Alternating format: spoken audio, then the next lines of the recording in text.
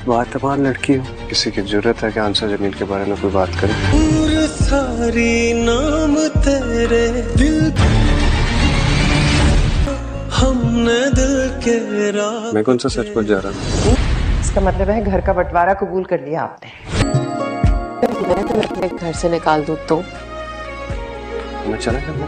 अब से बांधे हुए दूसरों के मामले को जेल तक ले जाती, अपने मामले को तो कब्र तक पहुंचा के दम लेगी। मैंने दोस्तों बस तेरा साथ हो ड्रामे की अगली किस्त में हम देखेंगे अनस और अंसा के बीच मोहब्बत और नज़दीकियाँ बढ़ती जा रही है। यहाँ अंसा अनस को छेड़ते हुए कहती है कि तुमने तो अपना घर मेरे नाम कर दिया है, अब अगर मैं तुम्हें अपने घर से निकाल दूँ तो तुम क्या करोगे? जिस पर अनस कहता है कि मैं यहाँ से चला जाऊँगा, जैसा तुम कहो, तुम्हारा हुक्म सरहाकों पर। वहीं दूसरी तरफ मुरसलीन साहब शाजिया को समझाने की कोशिश करते हैं कि हमें अपने घर का हिस्सा भूल जाना चाहिए, क्योंकि यहाँ पर ये लड़की से लड़ना मुश्किल ही नहीं नामुमकिन है।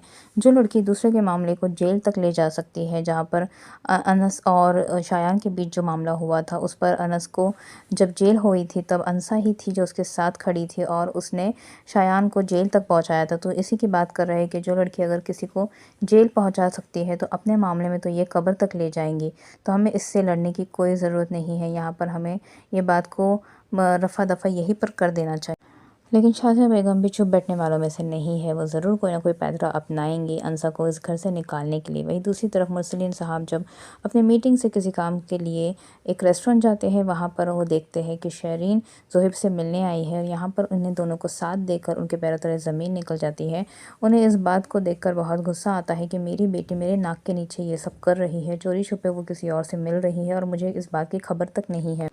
यहाँ अनस और अंसा एक दूसरे की हिम्मत बने दिखाई दे रहे हैं। अनस अंसा से कहता है कि तुम्हें यहाँ पर इस घर में किसी की बात सुनकर किसी से दब के रहने की कोई ज़रूरत नहीं है, ये तुम्हारा घर है, कोई तुम्हें यहाँ से नहीं निकाल सकता, तुम जैसे चाहो वहाँ यहाँ से रह सकती हो। और तुम भूलना नहीं कि तुम अंसा जमील हो, वो अंसा जो